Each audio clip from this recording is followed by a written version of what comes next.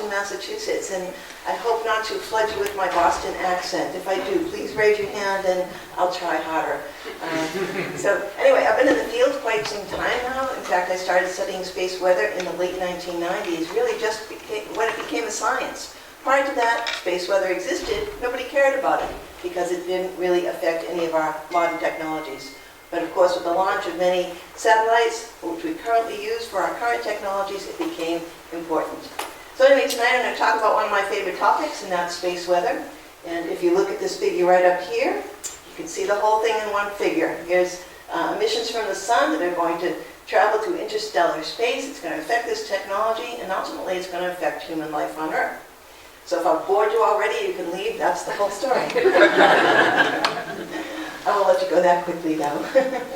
So anyway, just a diagram here to explain what space weather really is. It describes the conditions and events on the sun, in the solar wind, in near-Earth space, and in our upper atmosphere that can affect spaceborne and ground-based technological systems, and through these, they'll affect society. Space weather has been happening, as I mentioned, since really the beginning of time. Since there was a sun and there was an Earth, space weather, there have always been solar events. There have always been solar flares, coronal mass ejections, and geomagnetic storms. But it's only since the last decade, really, of the 20th century, really in the mid-1990s, that it became a problem. Why? Because we need those satellites. We depend on satellite infrastructure. And now, when we get these emissions from the sun, they affect those signals. So all of a sudden it became a science. And that's when I met Leon. Right? Because space weather is an international problem. It's not an American problem. It's not a South African problem. It's an international problem. So these are some of the technologies that are affected by space weather. Here we can see energetic electrons and solar flare protons that have come off the sun. Basically, they can damage spacecraft electronics. It can induce currents in the ionosphere, which is part of our upper atmosphere. When it induces these currents, it's going to affect satellite signals. And one that we're really concerned about are those GPS satellite signals, since so much infrastructure is now based on those global navigation satellite systems, of which GPS was one of the first. We can also, some of these solar flare protons can induce radiation effects on avionics. Okay, we'll talk about that a little bit. It would be very high-flying jets, airplanes flying over the poles. It can also affect, although not illustrated in this particular figure, but it can affect astronauts in the International Space Station. In fact, at one time, during storms in 2003, 2004, there was so much radiation in space, they had to send the astronauts into an aft cabin of the International Space Station. It's a radiation enclosure, basically protects them from that radiation. Also, what happens, these emissions from the sun can induce geomagnetically induced currents in the power system, so you can have power outages. It can induce effects in these submarine cables. It can induce telluric currents in pipelines, and just so many other things that really aren't even displayed on this figure. So with this increasing dependence now that we have on space-based infrastructure in our society, space weather is now important. It's important for everybody to know it, not just the scientists. I think everybody needs to understand what space weather is, so that someday if there's a space weather event you need to be aware of, you know how to deal with it. So that's one of the reasons for public lectures like this, is to introduce the general public to space weather. And it's important for all of us to understand about space weather, but it's important for us scientists to plan, to define, to model, predict, and to mitigate these very large events. So here's a basic outline. I'm going to tell you a little bit about the sun, some interesting facts about the sun. Then I'll introduce these solar eruptive events that we are most concerned with. They include solar flares, coronal mass ejections, solar radio bursts, and geomagnetic storms. Then we'll focus on the effects on society, how that affects us, and I just told you much of that in the last slide. One thing I'm going to focus on a bit is global positioning system and its applications. GPS is one of the first global navigation satellite systems. There are others in development right now, and there's so many applications that we all depend on. Your cell phones are using it. Any kind of form of navigation you have is using it. Bank transfers use it. So just about everything you have. Wireless technology is very dependent on the GPS system. And then I'll tell a little bit an application I've had a chance to work on over the last 15 years ago, and that's civil aviation. Civil aviation systems have developed global augmentation systems and ground-based augmentation systems, and satellite-based augmentation systems, which are meant to be the future means of civil aviation. All depends on GPS satellites. And with that, now we have to worry about space weather for that too. I'll turn then to some of the international collaborations to forecast and mitigate space weather, and then we'll summarize. So here's some facts about the sun. Okay, we know that the sun is the center of our solar system, right here. It is pretty old, 4.6 billion years old. However, it's relatively young compared to the entire Milky Way galaxy. It is 93 miles away from where we stand right now, and that distance is known to scientists as 1 astronomical unit. We take the whole solar system together, the sun actually accounts for 99.8% of the entire mass of the solar system. The diameter of the sun is 864,000 miles. Compare that to the Earth, it's 109 times the size of the Earth's diameter. How long does it take for light to reach us from the sun? 8.3 light minutes from Earth. So anything that comes off the sunshine we feel when we go out in the morning, it's taken 8.3 minutes to get here. Basically, it's not a liquid, it's not a solid, it's a plasma. In fact, it's a hot ball of glowing gases, about 98% hydrogen, about almost 2% helium, and then some other gases as well, but very small amounts. Tons and tons of energy comes off the sun. It would take 100 billion tons of dynamite every second to match the amount of energy that is provided by the sun. Very, very powerful, lots and lots of energy. But although that sun is powerful and it's central to life here on Earth, it actually provides, it takes care of not only people, but plants, the oceans, all depend on the sun. It's really rather just an ordinary star in the universe. Here's the galaxy, the Milky Way galaxy, and you can see here is Earth. It's just one of more than 200 billion stars in that galaxy, and it's some 25,000 light years from the galactic core.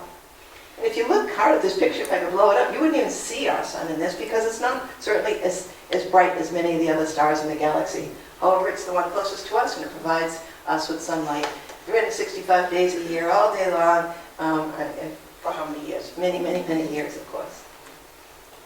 A few more facts about the sun, just so you get an appreciation for what I'm going to tell you in a little bit. There are 6 layers. There's the internal core. The solar interior really consists of the core, the radiative, and the convective zones. And then there's the visible surface, which includes the photosphere, the chromosphere, and the corona.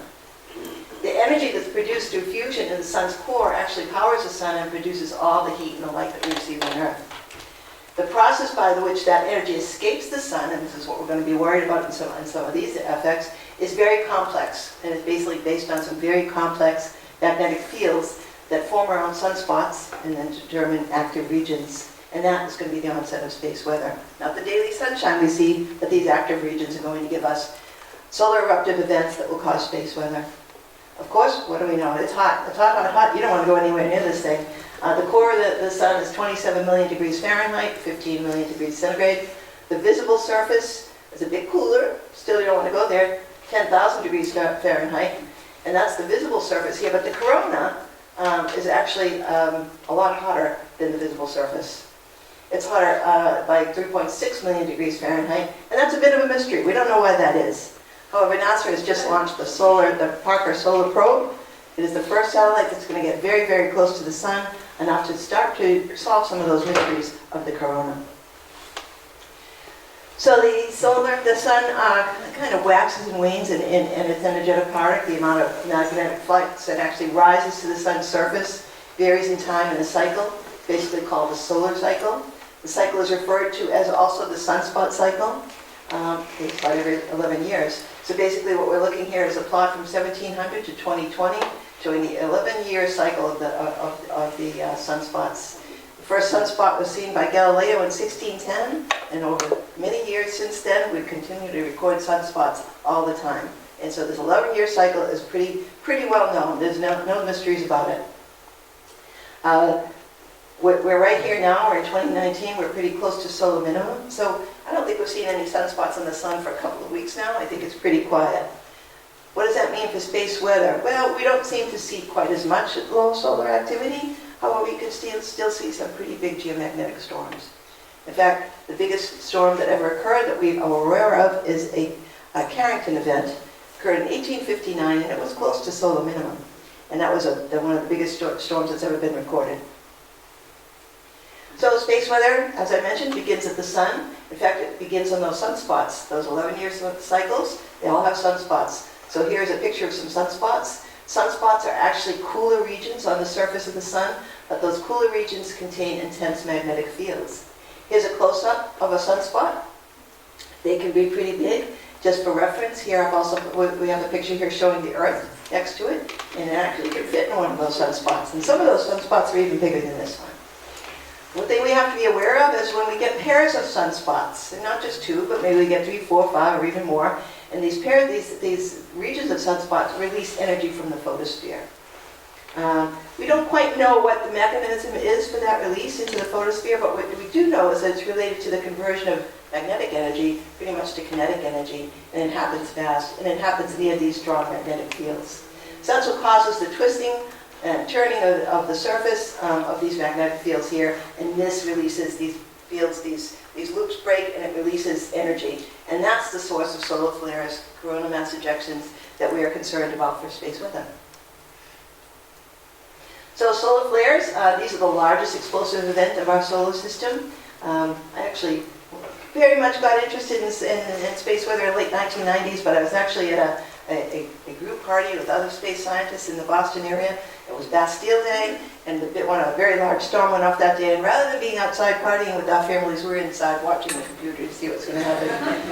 I've never heard the end of that from my husband. But last time I go to a space weather event with you, because you sat in front of the computer the whole time. But anyway, what is a solar flare? It's an intense, very short release of energy. It comes in the form of radiation. From radiation, we can see the radio waves, X-rays, and gamma rays provide that radiation, and also electrically charged particles. Radiation travels at the speed of light. So if you're standing outside the International Space Station working on that, radiation comes pretty quickly. So we can't always protect those astronauts from that radiation. Charged particles, however, travel more slowly, and they're going to cause problems with our satellite signals. However, there's usually, we know they're coming. Okay, those things, we can see those, we've got a little bit of time, a little bit of notice on those charged particles traveling towards Earth. Basically, there's 3 classes of solar flares. There's C-class, M-class, and X-class. Most that we see are in the C-class, M-class range, and we can deal with most of those. However, if we get an X-class flare, things can happen. Things can happen pretty badly. In fact, we get bad response to M-class as well. Once again, in 2003, when I was an active space weather scientist, I think you were as well, Leanne, we saw the largest recorded flare in history. Nothing's beat it since. November 4th, 2003, here's a picture of it. This is from a SOMO satellite that NASA runs, and you can see it's a major burst. We haven't seen anything like it since. And there was a big response to it from the space weather community. What happens? Well, we also had some actual system impacts. Not only on November 4th, 2003, but we had impacts also in October 2003, and we had some other large storms. Didn't produce quite the flare that size, but smaller flares. So here's the flare once again over here. It's an extreme X-ray optical flare. X-class, X28, biggest one we've ever seen, perhaps the largest solar flare ever. But what happened? So we saw numerous satellite, aircraft, and ground anomalies. We saw the loss of the Japan Midori satellite, completely and totally gone. Out of orbit, burned up the mechanisms in the satellite. We saw anomalies on 30 other satellites. We saw effects were felt on 2/3 of all the NASA satellites. The FAA issued its first ever passenger alert for radiation. They've never done it since, I don't think. They handle it in different ways, but we are aware of the radiation effects, which we'll talk a little bit more about. FAA WASP system. This is one of those satellite-based augmentation systems that is the future of civil aviation. We are actually using the WASP system now.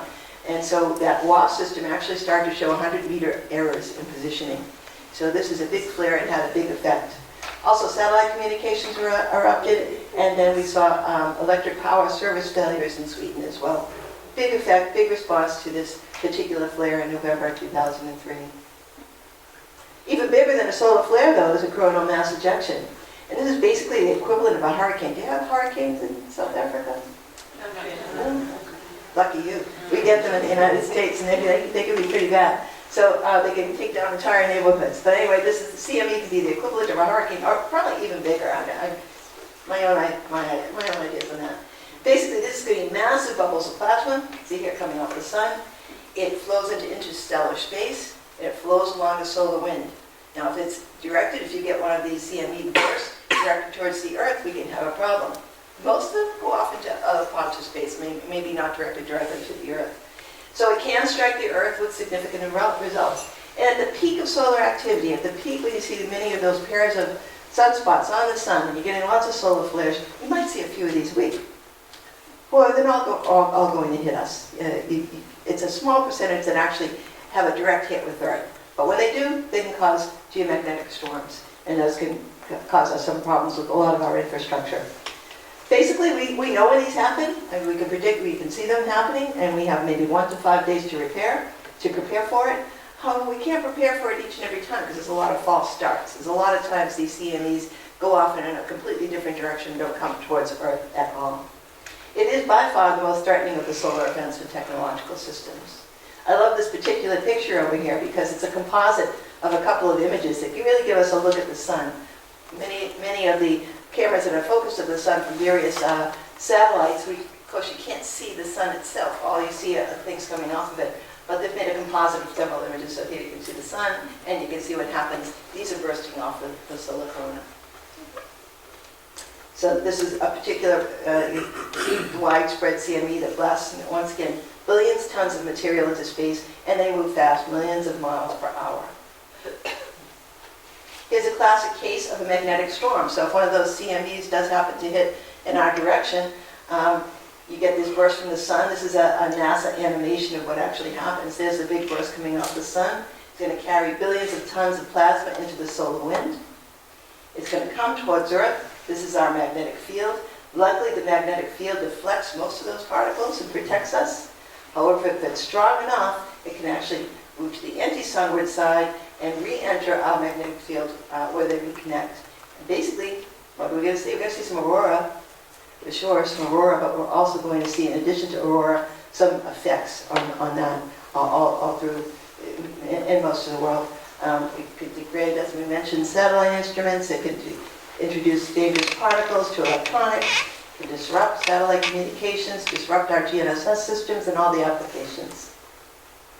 One of the benefits of this type of effect, getting a CME to hit the Earth, is we get to see beautiful aurora. Actually, you get to see beautiful aurora even if it's not a CME. If you get a solar flare, you're going to see some aurora. I saw it once in October 2003 in Boston, believe it or not, in response to a very large geomagnetic storm. It didn't look like this, though. It was just pink. Because, of course, aurora responds to whatever, how powerful is the types of protons and electrons that collide with that magnetic field to see what's going to happen. So excited particles from the magnetosphere collide with particles in the Earth's upper atmosphere, and basically it excites them and it will emit light. It usually appears at very high latitude, 60 to 80 degrees, and then it can expand equatorward under very intense conditions. And basically it's the only visible sign that the Earth's magnetosphere has been disturbed. You see aurora in South Africa. I think you can sometimes, right?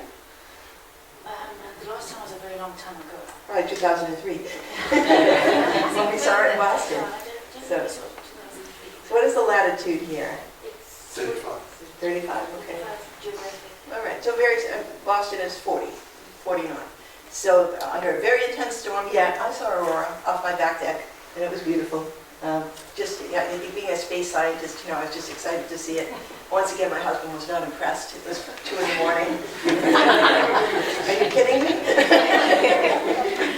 But anyway, you're a scientist no matter what time of day it is. And I really enjoyed seeing the aurora. Space weather effects. Let's talk about some of these effects that we're very, very concerned about. First is radiation hazards, and it's primarily a problem at very high altitudes. Here's just a picture of certainly an astronaut on the space station.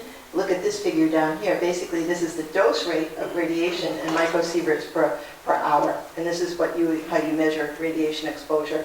And this is the altitude from 0 to 60,000 feet. Most commercial airlines fly between 30 and 40,000 feet. Okay, so you get increasing dose rates the higher you go up in altitude, basically, this is what it's telling you. If there's a major magnetic storm and you're flying, not over the poles, but anywhere, you could be exposed to radiation. Not so much. Maybe about what you would get for chest x-ray. Okay, so it's not all that big an exposure to radiation, but there's a possibility. Once again, these huge magnetic storms that can do that maybe happen 2 or 3 times at the peak of the solar cycle, so it's not every time you fly somewhere. But who needs to be warned? Who needs to be aware? Certainly astronauts, because radiation travels at the speed of light. So if they're outside the space station, doing some work on it, they could be exposed to radiation. And these suits do give them some protection, but not a whole lot of protection from radiation. It does protect them from EUV lights and UV lights, but not radiation so much. Now think about space travel. All I hear about is space travel. I'm not going to sign up, but there's a lot of people signing up to be launched out into space. I'm not sure they've done anything about this radiation thing to protect those guys, so I don't know that I'd do it just quite yet. High-flying jets. Of course, there's business jets that fly at higher altitudes than commercial airlines, and I think they certainly, you can see, they're going to be exposed to a bit more radiation than you would in a commercial airline. And also cruise and passengers that are flying over the poles. If you fly over the North Pole or the South Pole, this is where you're going to find more radiation, more exposure to CMEs and magnetic storms. What we hear from the airline industry is what they do in those cases if they're going to fly, and they do fly over the poles. It's a faster route between many, many places.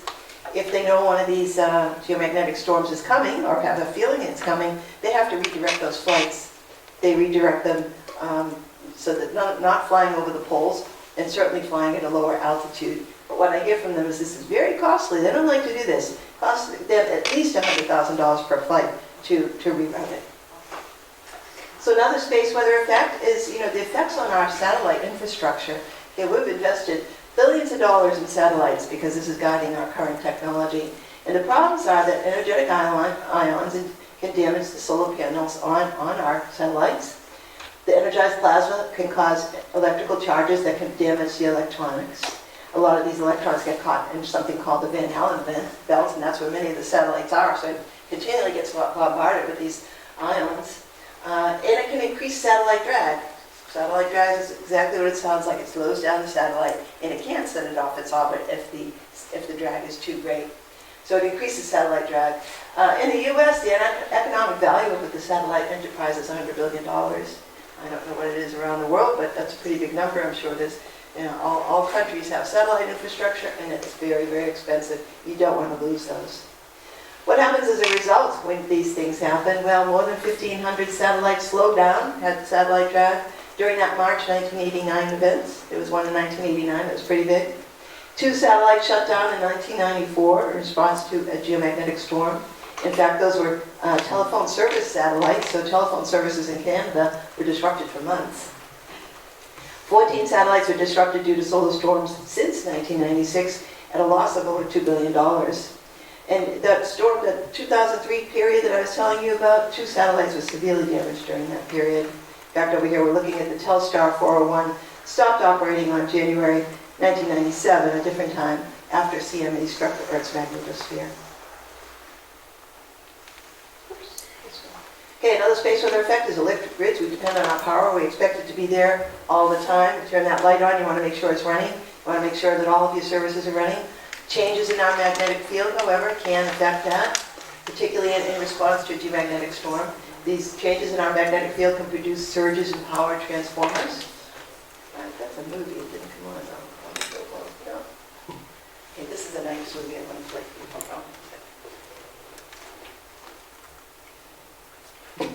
This is what happens if one of these magnetic fields hits our power lines. Okay, it burns up basically. In fact, in 1989, this figure right up here, March 13th, 1989, there was a transformer failure. It's right here, basically melted at Hydro-Quebec, and 6 million people lost power for more than 9 hours. So, I mean, after that happened in 1999, and of course, they've made plans now how to, prepare and mitigate for something like this. Basically, I think the plan, unless it's changed, is to round out in certain places so that, we protect at least one of these transformers somewhere so people can continue to have their power. But this one caught by surprise. This is 1989. Didn't know this was going to happen. So it happened. So you have to watch out for those electric grids. And this is a big effect on society, a big effect from space weather. Also, HF communication. I don't think I've talked much about the ionosphere, but the ionosphere is part of our upper atmosphere, and all satellite signals are affected by the ionosphere. So on ground-based frequencies, really a radio signal from the ground, if it's lower than 30 megahertz or so, it bounces up into our atmosphere, and the ionosphere reflects it back to the ground. That's long-distance communication. So the more powerful the signal, maybe the farther away you could go. But that's long-distance communication. At higher frequencies, now say at certainly over 30 megahertz, A radio wave will pass right through the ionosphere, but it will be affected. It'll change the time of the signal, the speed of the signal. HF communication, people with ham radios. Anybody a ham radio operator? Okay, you watch space weather, don't you? Because you're going to know that you're going to lose that ham radio if there's a space weather event for sure. AM radio doesn't work either, although I don't know if anybody listens to AM radio anymore. Okay, one thing I want to focus a little bit on global navigation satellite systems. These are systems that have infiltrated society for sure. It's utilized by society in almost so many applications that we have to be aware and protect the systems. So GNSS is actually a collective term for the US GPS system. That was the first one that became operational with full satellite access in 2000. It was operational since 1994. However, the government had it as a military system, so they reduced the accuracy of it. But President Clinton opened it for full surveillance access in 2000. I think primarily because there was an aircraft, Korean aircraft, I think, that crashed just before this happened. And it turned out that aircraft would not have crashed if it had the benefits of GPS. So it did become a civil access system. Of course, the Russians have developed the GLONASS system. It became fully operational in 2011. They actually started building that long before that too, but problems in the government. They lost money. They couldn't finish the system until much later. But it is up and running now, 2011. The European Union has developed the Galileo system. It's pretty much ready to go. I think they have 1 or 2 more satellites they have to fly to make it a full constellation, and they're expecting that to be done sometime by the end of 2020. China, too, is building a global system that will be available after 2020. I don't know the exact date, but once again, this will be a fully operational system, a global system. Right now, they have a regional system called COMPASS, which just covers the Asia region. There's also other regional systems, QCSS in Japan, and then the IRNSS in India. So these systems were designed to provide position and timing information. They provided 24 hours a day, 7 days a week, under any weather conditions anywhere in the world. It's primarily a navigation system.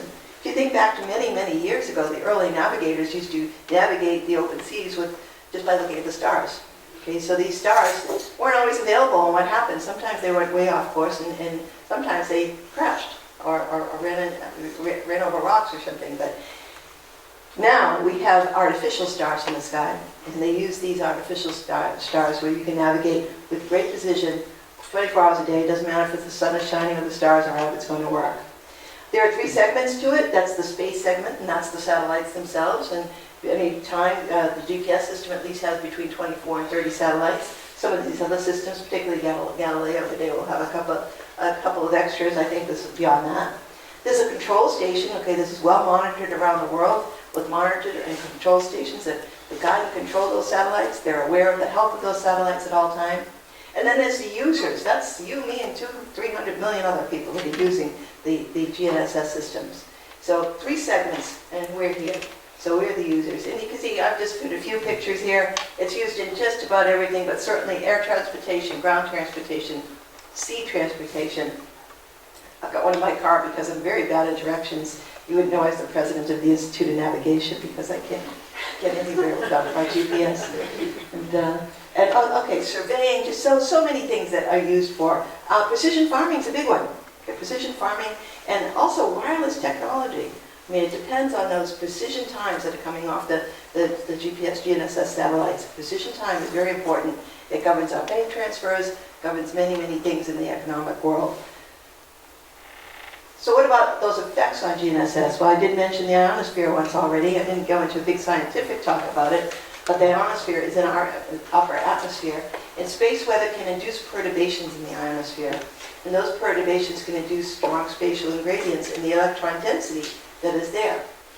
It also can induce attenuation of the signals. It can amplify or mute those signals. It can actually intercept some of those signals. Also, the ionosphere can be affected by solar radio noise, where there's an inducement of background noise from a solar flare over those GPS frequencies where we get a degraded signal. This is an old picture, but I think it sums things up. This is by Paul Pittner, a friend of ours as well. Here's our ionosphere. It runs between about 80 and well over 1,000 kilometers over the surface of the Earth. Here are 4 GPS signals coming down. Here's 2 going to this aircraft.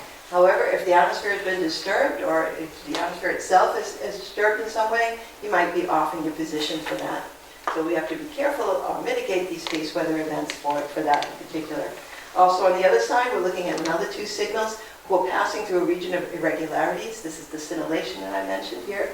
And these irregularities can actually intercept those signals or certainly throw them off course as well. And this is what a scintillation signal looks like, just a lot of squiggly lines.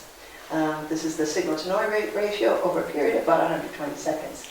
And when you get them, intense enough, you lose tracking, and that's what we're pointing over here. We suddenly couldn't track this particular GPS satellite because it ran through too intense section of irregularity.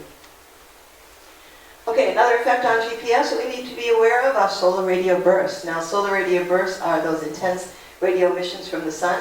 It includes background noise it induces that background noise on the GPS signals, and they are associated with solar flares.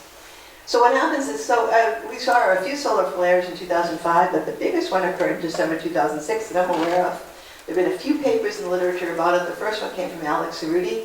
We identified that these strong solar radio bursts actually impact GPS receivers, ground-based receivers. Now that that solar radio noise is intercepting us, able to get those signals off the GPS satellites. Over here, what we're looking at is, this is the December 2006 period now, looking at 5 different GPS satellites being recorded from Peru. These are in AMCOM, Peru. This is just a signal to noise signal, what we're looking at here. We can see here that we're starting to get some, we're starting to lose the signal because it's scintillating. It's actually losing the signal not because of the scintillation, but because of the background noise. But out here, at a certain period of time, we started to lose the signal entirely. In fact, there we go. The outages occurred as the receiver was unable to track any signals. In fact, the total outage exceeded about 5 minutes. In fact, this was seen in the entire sunlit side of the Earth. So most of the GPS receivers on the sunlit side of the Earth, in response to this particular solar radio burst, lost tracking for about 5 minutes. What about space weather and GNSS? So, as I mentioned, GNSS is pretty important. In fact, a recent study by the National Institute of Standards in the United States estimates that the economic benefit of GPS, this is just GPS alone, is $1.4 trillion. Here's a map here. It starts in about 2000, goes up to the current day, up to 2017. And most of that economic impact, that economic benefit, actually happened around 2010. And that's when many new technologies were developed. In fact, new technologies are being developed every day using the GNSS system. I show this picture here because this is the Falcon 9 SpaceX launch of the new GPS-3 satellites that were just launched in December 2018. I point this out because GPS has been modernizing over the years, and finally it is modernized to the point where they've added more civil frequencies to make it stronger, to make it better for us. And all these signals are also stronger to counter electronic jamming, because there are some nefarious people out there who try to jam these GPS satellites. So these new satellites, these new GPS satellites, the birds that are going out now, are going to have a little bit more mitigation and protection from nefarious activity. The study went on. Okay, there's another study here that says that what would happen if there was a GPS outage? What would it cost? This study says it's $1 billion a day. It doesn't matter what it's from. Is it a space weather event, or is it that nefarious activity? Whatever it causes, it doesn't matter. But if we lost GPS, we couldn't use it, it would be $1 billion a day. And a lot of that activity comes, believe it or not, from wireless technology. It is everywhere. It's permeated every part of society. It's very, very expensive, and they depend on the extremely accurate timing, the accurate time that comes off of GPS satellites. Okay, so there's many other applications that I haven't talked about. I am going to focus a bit on the civil aviation applications.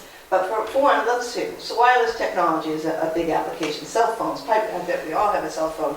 There have been periods where people have lost their cell phone activity due to a large geomagnetic storm. Pipelines, geographic exploration, surveying, cables of any kind can be affected by space weather activity. There's surveillance systems that are dependent on GPS. Banking, remote sensing, emergency location systems, natural resource monitoring. It goes on and on and on. And each day, you continue to hear about new applications utilizing this great technology. One thing I've had the opportunity to work on over the last several years is the aviation augmentation systems. The FAA, Department of Transportation, brought me in as a contractor to guide them along on what the ionosphere was going to do to them, what space weather would do to some of these systems. So there's basically two types, satellite-based augmentation systems and ground-based augmentation systems. This figure here is illustrating the reason this is happening, and that's because the demand for air travel is growing intensely every day. More and more people are flying, they're going to different places, and so they needed a better, a more reliable civil aviation system. Many of the major airports around the world have ILS and other ground-based radars to guide planes into their airports.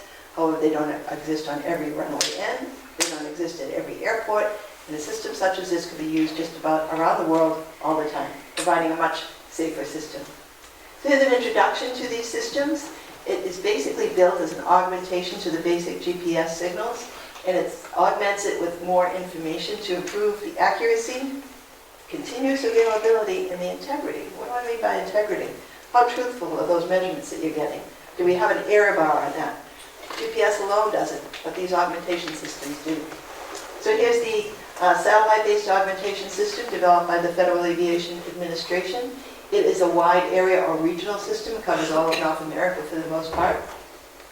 Here's a ground-based augmentation system. Basically, you place these at an airport by itself. It can cover maybe about 30 miles around that airport. They're all based on ground-based infrastructure to take all of those satellite signals, communicate with each other, and then provide corrections to the user. The thing about both of these systems is they provide precision and non-precision approach. WASP can bring an aircraft down to 200 feet above a runway, much like the ILS systems do today. And for GBAS, it can bring it even closer than that. It's also available for all aircraft in all phases of flight, not just for all the major airlines. If you're flying a private Cessna, you can benefit from this type of technology. So it does provide important roles in aviation safety to ensure accuracy, availability, and integrity of that navigation information. It does it by broadcasting information to the user. Primarily, it's satellite corrections, it's position corrections. But from what we know, they're correcting for the ionosphere, because that ionosphere has been affected by not only the ionosphere itself, but if there's a space weather event, it has even more gradients and such that come to the ionosphere that these systems have to deal with. Coronal mass ejections and geomagnetic storms, things we talk about for space weather, they can induce great gradients in the ionosphere. And what that will do to a system like this is limit availability of the system. I won't say the system doesn't work and provides wrong information. That's the whole point of integrity. It will tell the user, okay, there's something going on over here. Don't use the system right now because the accuracy of it is just not high enough to use it. It works quite well. So the WASP system is really just the first of many SPAS systems. There's others around the world, and I'll talk a little bit about that in a later slide. So just an example of what kind of gradients that a CME or a geomagnetic storm can induce on the ionosphere that these systems depend on. Over here is a quiet period. The error bar is over here, and this is in meters. So we're looking at very small number of range error over the entire. The beginning of the WASP system. It really only covered the central United States, the lower 48 as we call it. So the little spotted, little round things are where the ionospheric measurement is referenced to. The little sticks off of it point to the receiver that was taking that measurement. This is the October 23rd, 2003 storm. Look at the gradient we've got. Actually, we now see a difference of about 30 meters over just a couple of degrees in latitude and longitude. No system can handle this, because what the WASP system does is it collects the measurements from all over those ground-based receivers, puts it into several algorithms that then generate back to the user a grid of ionosphere corrections over a 5 by 5 degree grid. And certainly, this is, within a 5 by 5 degree grid. There's no way they can correct for that in a WASP system. So what happens? We basically lose the availability of being able to land an aircraft or bring it to 200 feet above a runway. You have to go back and use the ILS system. So those things are going to stay for a while. Meanwhile, the system works quite well most of the time. And that's what I'm showing you on this figure here. So solar cycle 23, that was a relatively big solar cycle. That's when WASP became available. In fact, it became operational in July 2003. In October 2003, that's when we saw some of those big storms. Here's the storm of October 30th, 2003. Here's one of those big gradients I just showed you. The purpose of this plot here is to illustrate that we lose availability of the system when we have a big magnetic storm. On the bottom, I'm showing a proxy of magnetic activity, geomagnetic activity. When it goes down, it's a DST measurement so that it goes negative. So when it goes down here, we have a big magnetic storm. We have 1, 2, 3, 4 pretty big ones. During those times, you can see that we lost availability of the system almost to zero. In other words, the entire system was not unavailable for a period of time. In fact, for this one here, which was the second of the big storms then, we lost availability of the system for nearly 15 hours. So having worked with the FAA and the Department of Transportation through this, when this happened, of course, my phone rang. Said, "Whoop, you didn't tell us this could happen." I didn't know. But the good thing is the FAA, it worked. Okay, the system did exactly what it was supposed to do. It detected anomalies in the ionosphere, said we can't correct for this on a 5 by 5 degree grid, don't use the system. They didn't use the system. Since then, okay, so this was the first couple of years of WASP. Since then, they've tightened up the system, they've improved the algorithms, they've laid out even more ground-based receivers, and things have gotten better. So we're waiting for the next solar cycle to see what's going to happen in this past solar cycle. And unfortunately, it was an underachiever. Okay, this past solar cycle was much lower than the one before. So we haven't been able to test things quite to the intensity that we have in the past. What I'm showing you here now is 6 storms that did occur in the last solar cycle. The dates are up here. This is the undisturbed period, so you can see that when it's red, we have 99% availability of using the system over the entire coverage region, and it's Alaska, much of Canada, the United States, just going into the tip of Mexico, really, although we don't really cover Mexico at the moment. And then here are some storms.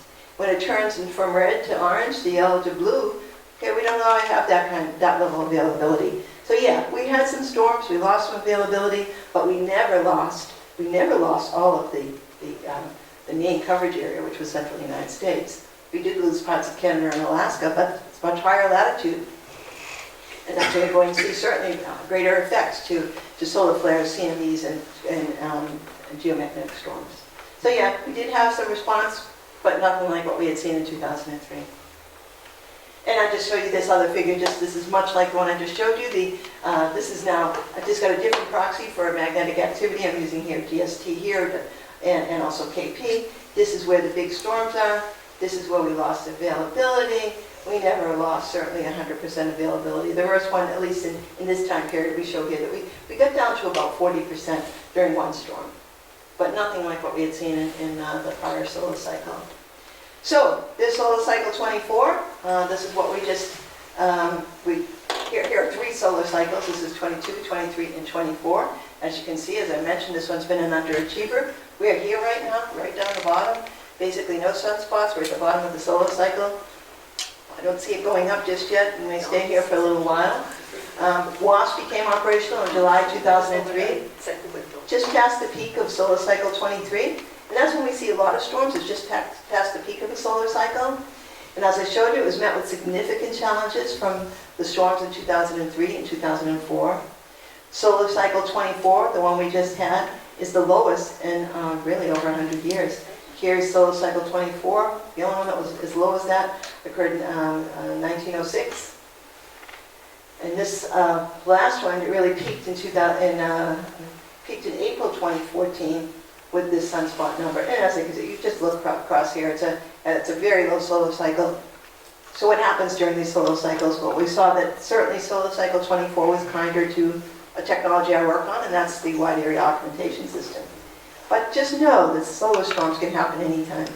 They certainly happen more frequently just past the peak of the solar peak, just past the peak of a solar cycle, but we do get them at in low solar activity periods too, near solar minimum. In fact, 1859, the Carrington storm happened at fairly low solar activity. Okay, I mentioned the system I worked on is WASP. However, WASP is going worldwide, not WASP, but satellite-based augmentation systems or ground-based augmentation systems. ICAO, which is the International Civil Authority for Aviation, has committed to moving all civil aviation systems to satellite-based aviation systems.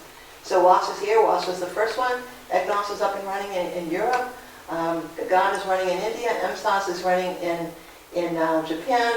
The MSAS and Gagana is not for precision approach, this non-precision approach primarily because they live in something called the equatorial anomaly. We live up here in the mid-latitudes, you live in the mid-latitudes as well, so your ionosphere isn't quite as challenging as what we see in the equatorial regions. But there are other systems that are under development or certainly under discussion. In fact, I think there's one under discussion for Africa. I don't know what the details of that are, perhaps. Yeah, you're involved in that. But yeah, there's something coming up for, certainly in Russia, over, there will be the Beidou system, there will be an SBA system there as well, something over South America. I've worked on a couple of ground-based documentation systems for South America. Rio de Janeiro, in fact, which sits right under the magnetic anomaly region. Very hard to do there because they get those gradients I showed you in response to those magnetic storms. You see those tight gradients? They get them almost every night.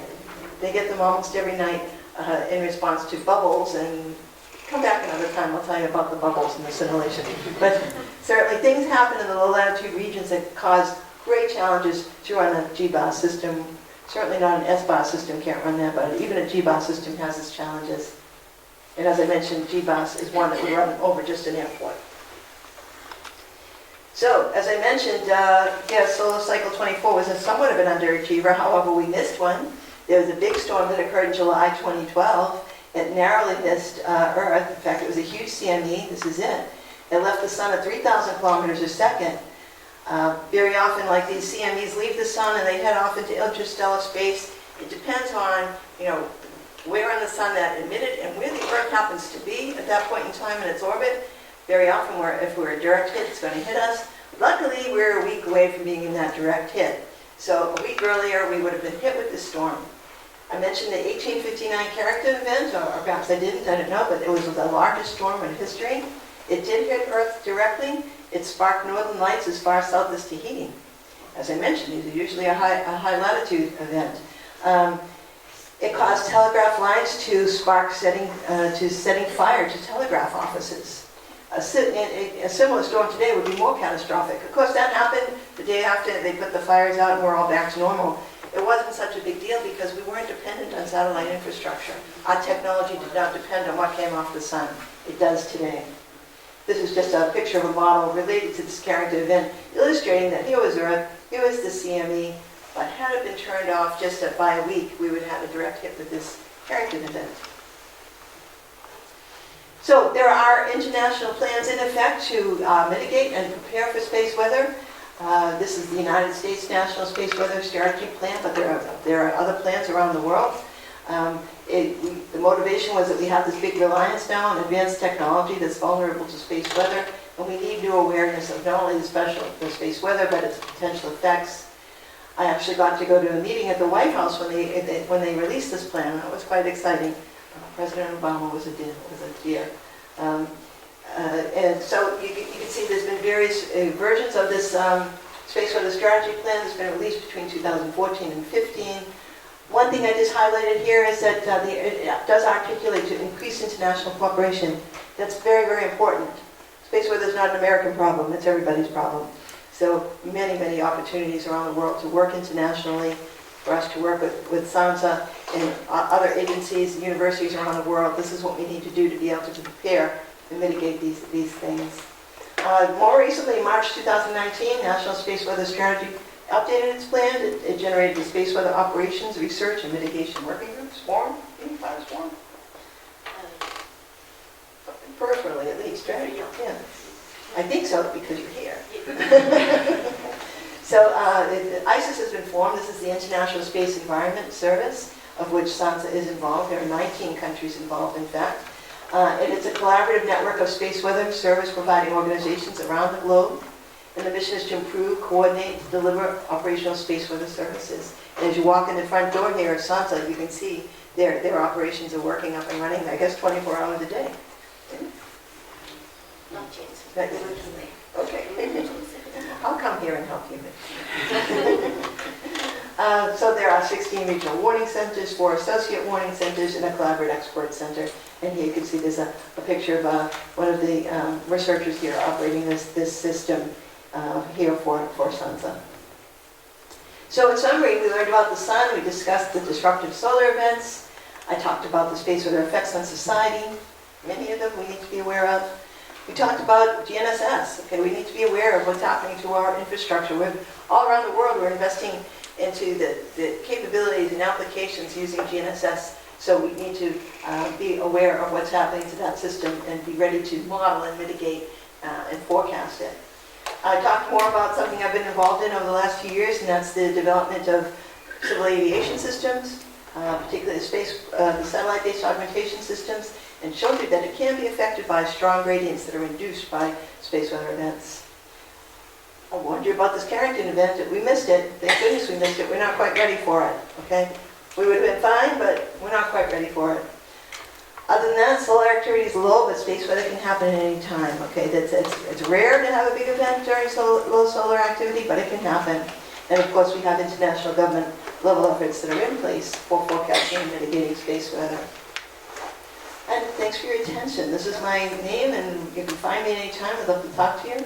And I give credit to the FAA because they supported much of my work. Now, I have another slide to show you. Would you give me one more minute? Okay. What color is the sun? Anybody know? My granddaughter thinks it's yellow. However, many of the pictures I just showed you were different colors.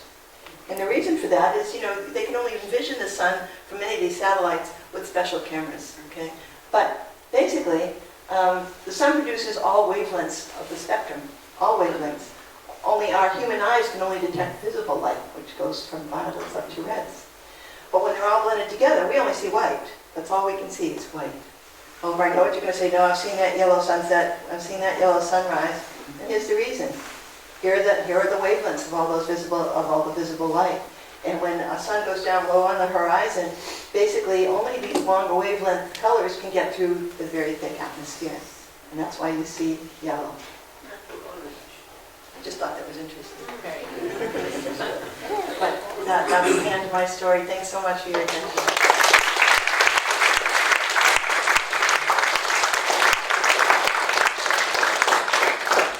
Thank you very much, Pat. I'm sure there is time for some questions. Yes? Why does Australia not have a waste system? You showed all the whole Earth with all the different systems. Australia is completely... The S-class systems, okay, they're working on one. They have Shafa works for the International Committee on GNSS, so Yeah. more recently, Yeah, just recently. yeah, they've tried. Last year. Yeah, it's an obvious. It's also G-Bus. Yeah. They have done some GBAS systems, yeah. This was S-class systems of maybe a year or two ago that I've printed out here. I didn't really explain these two figures here, but I talked about WAS and its response to geomagnetic activity. The other system, like WAS, is the EGNOS system. This is the European system. This is their typical coverage. And this is what happened to them in the February 2014 storm, when we saw the biggest effect in solar cycle 24 for us. So they also saw effects. But yeah, I think, ICAO certainly is pushing for satellite-based navigation systems around the world. And I'm glad to hear that Australia, where else more recently has I think they are the only ones now. okay, yeah. I know they were working on GBAS for a long time. Yep. Did they develop GBAS? They did. Okay. Good. And in Africa, we have the Africa SPAX project, which is not in operation for aviation yet, but we've had very successful precision agricultural trials with SPAX. And we're currently in the process of installing SPAX stations in our neighboring African countries to prove the proof of concept for Africa. Good.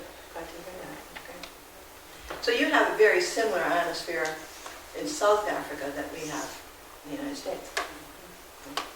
And certainly, mid-latitude ionospheres like that, an SPOT system can handle, because you can make ionosphere corrections on a grid.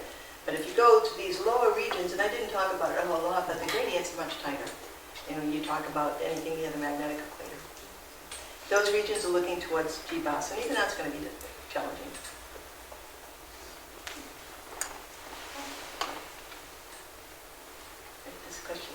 What's our current status on being able to predict or forecast extreme solar events? I think we can certainly, we can see CMEs, so we can see that there's a possible geomagnetic storm because the satellites are watching them, that we know which direction they're going in. But very often, I mean, we can't button down each time we see one because most of them are false alarms. You know. Was there another question right in front of you? I think yes. How far is the automated detection of like these solar events, or are they still very manual? Because Oh, they're seeing, there's a lot of, I should have included another slide here showing you all the satellite infrastructure that's out there observing them. NASA and other countries have many satellites that are out there observing the sun from all different angles. NASA just launched the Parker Solar Probe, which is going to get it the closest to the sun it ever has. And basically it's going to get very close to the corona and start sending those images back. Perhaps then we can start answering some of those questions. From a scientific point of view, why? Why is this happening? But from also improving some prediction forecasting. There's a lot of modeling that's going on for solar events as well. It's still a developing science though, so some of you students sitting here, follow us. We certainly need more expertise. Certainly haven't solved these problems just yet. Yes? So with the development of the square kilometer array SK, where do you foresee the future of the study of space weather? I think it's quite rich at the moment, and I think it will continue to be rich until we solve some of these problems. Space weather is everything from what launches off the sun to how it affects our society. So I don't think I think there's a good future in space weather.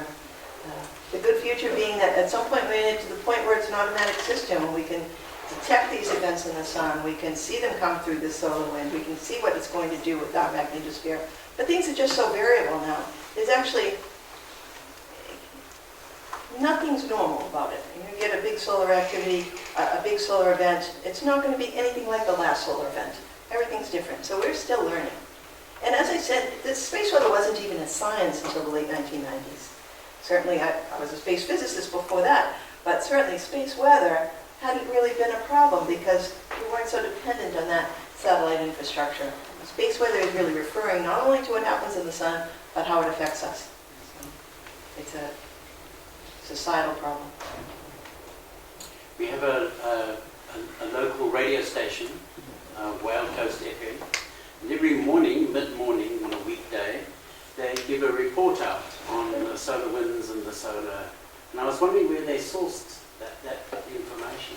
The team who deliver it are at the back there. So the Low Coast FM gets the information directly from our operational specialists. It's marvelous. It's quite an unusual event to hear on general radio. And we've partnered with Whale Coast FM as a sort of pilot thing to have a space weather bulletin as well as a terrestrial weather bulletin. So I'm very glad that you're paying attention. I just thought I'd mention a lot of people don't know about And it. so that's happening around the world. We get that as well. You can go to and find out what you can go to a website or you can hear it on AM radio, what's going on. And a lot of that AM radio information is for the ham operators.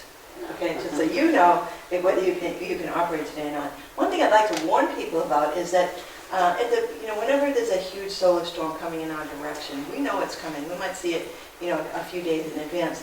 You start to see some really weird things coming across the wire. Okay, there's huge storm coming tomorrow. GPS is going to die. Everybody's going to die in 10 days. Things is bad. It's the end of the world. Solar storm's going to hit us. Don't pay any attention to this.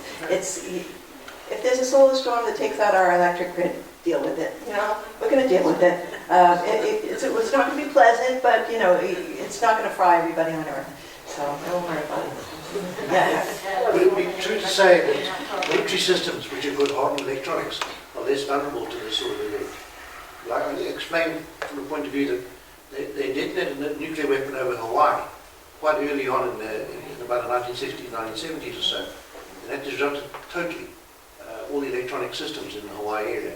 Since then, America made an international treaty to ban nuclear tests in space, resulting from the results of what happened there. So they've hardened all the electronics of military systems in particular. I would presume that then they're not so vulnerable as civilian commercial systems. I don't really know the answer to that question. What I know about it is, GPS was developed for the military, originally developed for the military. They still keep a signal that's just for them. It's a precise positioning system. It's really not as good as what we have for civil aviation. It's not as accurate, but they have a signal they can use. How's it hardened? I don't know, because I think if, I'm not aware that they've hardened anything, so I don't know the answer to your question. I'm sorry. Yes? Coronal holes, are they always in the same space, or do they close up and another one? They move around. It'd be nice if they stay in the same place. And the pools? The pools? The core is the center, certainly. And everything in the center of the sun is always turbulent. Certainly there's a lot of magnetic energy in the center of the sun. We still don't know all the answers about the sun. It's a very hard thing to study. We know a lot, but all the answers, there's a transfer of energy all through the sun that we still, I'm not a solar physicist, so I don't know all those answers, but I know they're working it. And this, Parker Solar Probe for NASA is a great hope for us to learn much more about not only the sun, but the emissions from the sun as well. This one, right? Oh yeah, I do see it. Sorry, Mr. Beck. But given the challenges with the development of satellite-based navigation, how much longer do you anticipate legacy 3D navigation tools like ILS approaches being used, especially for commercial aviation? I think the goal is to, remove some of them when they age out, but they'll never always, I don't think everything will always, will go away ever. I think what will happen, at least in my lifetime, is if there's a big solar storm and you cannot land with the GPS system, that plane would be guided to an airport that has an ILS system, which will give you the same service, basically. The benefits of having like an SBOS system is you can land that plane anywhere, on any runway end. If you had to land that plane on a farm, you could. And right now, basically, you'd have to fly to an airport with a runway that has an ILS that would bring you down to, 200 feet above the runway. And basically, that's most important when the visibility is poor, because a pilot can take over visual rules at a certain point. But if there's, heavy fog or poor visibility, they have to depend on those ILS systems, or now WAAS or EGNOS or whatever system they're flying into. So I haven't heard that they'll ever get rid of all that ground-based infrastructure. Do you know any different? No. Okay. Yes. So just to clarify, is the main aim of space weather forecasting at the moment to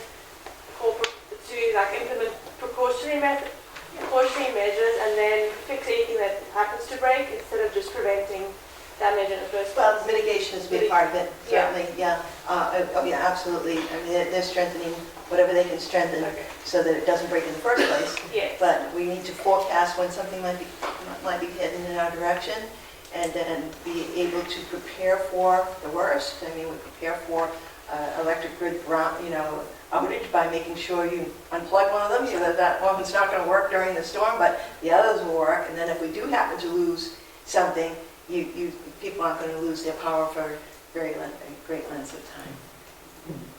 And but ultimately, the mitigation, prevention, would be the best. yeah, prevention, of course, is the best. Yes. I had heard some time back that some countries, such as South Africa, with very long grids, power grids, I'm thinking about power lines and grids that stretch over the entire country, ourselves in the US, would often only feel effects months later from one of these solar events. Is that right? Does that make sense? I don't know.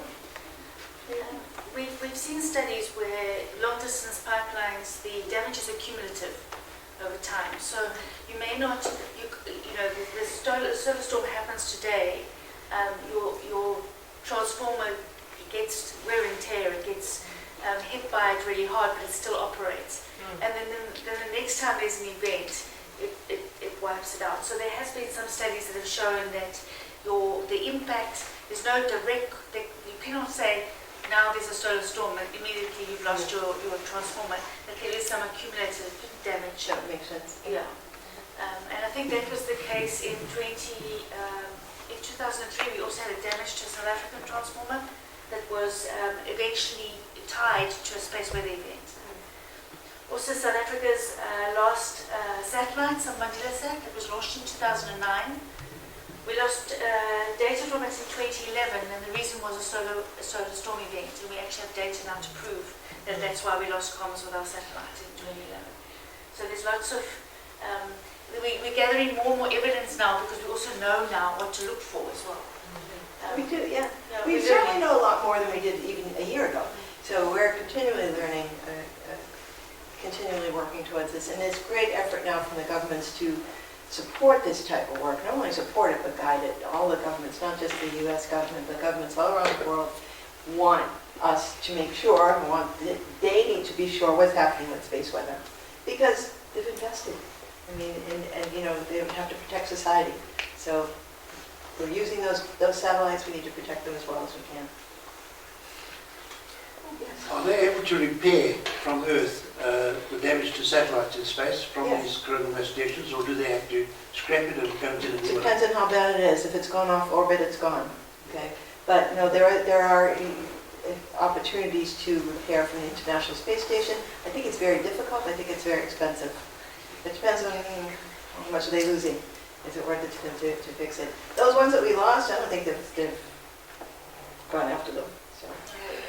If they know about space weather events, and that's the thing with space weather, is that we can't stop it from happening, we can't even control it, but if we know about it, we can mitigate against it. So with satellites, we can often shut down systems remotely, which you can then restart again. In fact, our sister facility in Harderwijk, that's part of their job, is to help countries to save their satellites if they happen to get into trouble as they're going over South Africa. They can turn off certain systems, and then when the danger is over, turn those systems on again and thereby save the satellite. And that's something that we've learned how to do, as you know, in reaction to this. So it's one of the growth areas. Yeah.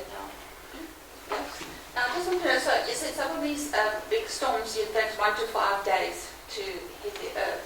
But what is the time frame that it actually hits the Earth? Is it a long period? Is it hours? Oh, it can minutes? stay hours. It can stay hours. Yeah, it depends on how strong it is. It's not a one hit and move on. It can certainly continue to affect us for quite some time. So it can be hours. Yeah. Days. Days even. And part of the prediction mechanisms is not only to predict what's coming, but to also predict, and we're getting better at that, what the impact's going to be and how long the impact is going to be. Because a lot of, like the power company, for example, they want to know, okay, so How long should they shut down? how long must I shut down this transformer for? Or if the event is only going to be an hour, maybe we delay a flight an hour rather than rerouting it because we weigh up the costs. Exactly. So there's a lot of work to be done in terms of the duration of the event as well. So many of you have been in airports waiting for your plane to come in, and they say delay due to weather. It's raining out, snowing out in my area, not here, but it's snowing, it's raining. You're not going out for a few more hours. I can't wait till the day till I get delayed due to space weather.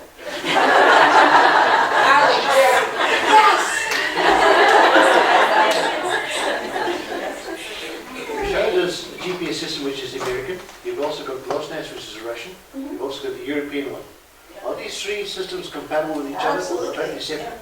Absolutely. That was a mission primarily from the ICG. This is Shafla Gadamova, a friend of mine from the United Nations, and she runs the international. She's an executive director of the International Committee of GNSS. So they've been working very hard on having all these systems not only compatible, but open discussions about them, so that they do have some common signals, and they can. Certainly, you should be able to use. There are now receivers that I can use not just for GPS, but will also pick up Galileo, pick up GLONASS, it will pick up the Chinese system as well. And that's what we've done now. The new systems that we're buying for installing in Africa for our space weather project, we've gone after systems that can monitor all of the satellite networks, the GNSS network. So we're not restricted to one constellation. I think Diane, you have a question? Yes, sorry. Everything we've talked about has been to do with events on the sun and impacts on Earth. But when you looked at that kind of very early slide, how minuscule we are, and do any of the other events in the Milky Way affect our space weather? I don't know. But space weather affects other planets, certainly. You know, that's going to hit those other planets. Nobody living there, they don't care. But certainly Apparently there are space weather that hits the other planets. I don't know about the Milky Way. I don't think we've gotten that far.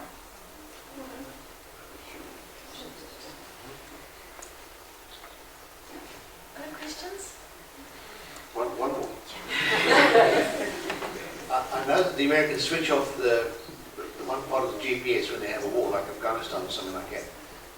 And so it degrades the signal for the commercial users so they can maintain the accuracy for their bombs and stuff. No. Okay, now that's exactly what happens. I know it's based on that. No, you say no. They play with the signal accuracy so that their military stuff is not compromised, but the civilian stuff is. So they have their own signal. Yeah. The military has its own signal under GPS, which nobody else can have. I can't have it. I've never seen it. It takes a special receiver for it, and that's what they would operate with. Since 2000, they do not degrade the civil signals. Why? Well, you'd see why. We're all dependent on those signals now, so they couldn't dare do anything to those civil. And the expert sitting over here, okay, she's the ICT person, and she's waving to me, no, it doesn't happen. So it's that they have their own signal that they use for military purposes. Nobody knows about it. I don't know anything about it, except I know what the books tell us about it. But sure, that's what they use if there's a war going on. And they may have other things as well. I don't know. And Galileo is only for civilians. Yes, Galileo's just They civil. don't have Yeah. it. Just civil. Yeah, I don't think any of the others have a military signal to them. GLONASS. GLONASS, of course, yes, GLONASS and GPS. Well, thank you so much. I've enjoyed tonight. This has been great. It gives me a chance to talk about one of my favorite topics and to meet so many of you. Leanna's right. I've never been here before. You've been to Boston a few times, but it's very nice to be here. Hyannis is beautiful. I'm enjoying my time here. Thank you so much.